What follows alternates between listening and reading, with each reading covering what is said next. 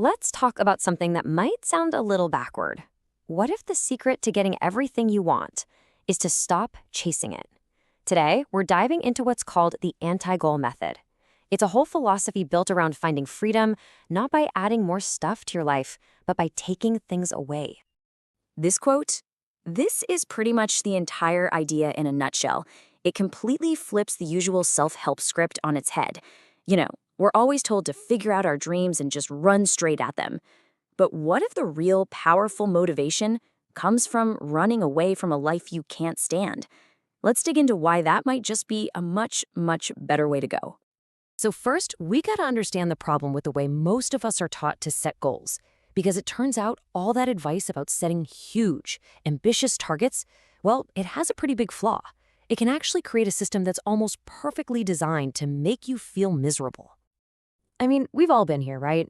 You build up this goal in your mind, getting that promotion, buying that house, finishing that project, and you tell yourself, once I get there, then I'll be happy. But the reality is, it's usually a letdown. You get this little spike of excitement for maybe 15 minutes, and then, poof, it's gone, and you're right back where you started, just looking for the next thing to chase. There's actually a name for this feeling. It's called the arrival fallacy. It's this cognitive trap we all fall into, where we treat happiness like it's a destination on a map. We think if we can just arrive at our goal, we'll be satisfied forever. But our brains don't work that way. As soon as you get there, your brain just looks around for the next mountain to climb. It just keeps moving the goalposts. And here's the other really big problem. When you set a giant outcome-based goal, you basically create a world with only two options, success or failure.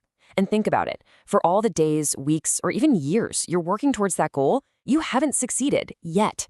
So by definition, you spend almost your entire journey stuck in a state of failure. That's a perfect recipe for anxiety and, eventually, burnout. So, if that's the trap, how do we get out? Well, this is where we completely flip the script. Instead of focusing on what we want to achieve, we're going to focus on what we want to avoid.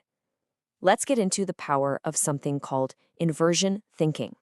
This right here is the absolute core of the anti-goal method. Asking about a dream life can feel really vague, right? A mansion, a yacht. It's hard to connect with. But asking about a nightmare life?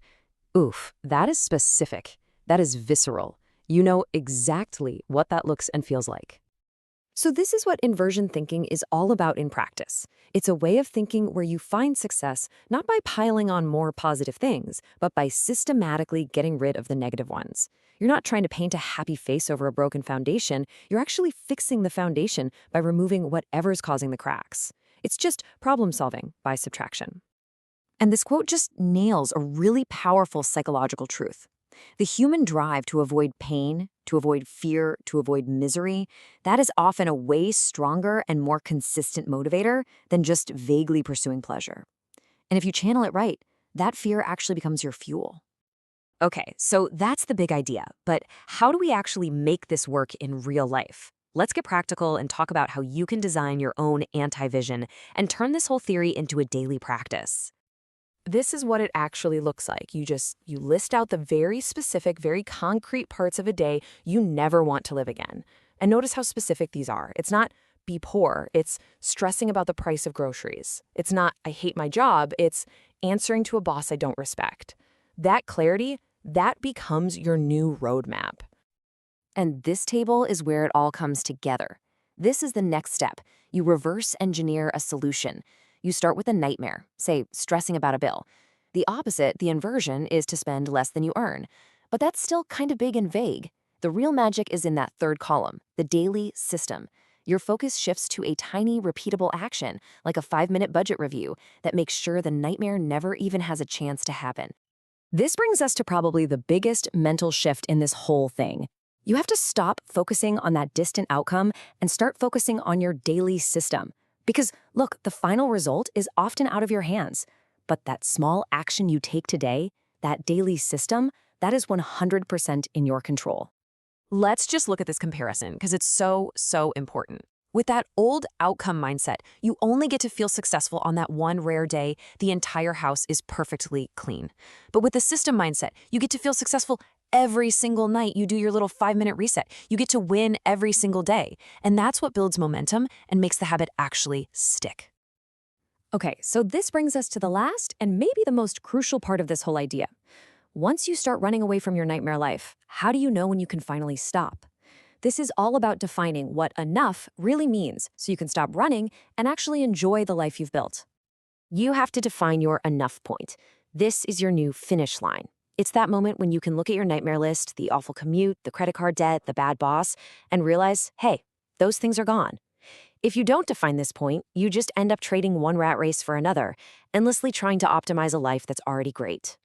For a lot of people, the enough point really boils down to this simple, powerful piece of math. Freedom is when your monthly expenses are less than your passive income. See, it's not about being a millionaire. It's just about having your basic needs covered without having to do any of the stuff on your nightmare list. And that really gets to the heart of it all, doesn't it? This whole philosophy is about redefining what freedom even is. It's not about accumulation. It's not about luxury. It's not about getting more. True freedom comes from subtraction. It comes from carefully and intentionally removing all the sources of stress and misery from your life. So I'll just leave you with this final thought. We spend so much of our lives running this race to get more money, more status, more things. But what if we've been running in the wrong direction this whole time? What if real, actual freedom isn't found in getting more, but in simply needing less?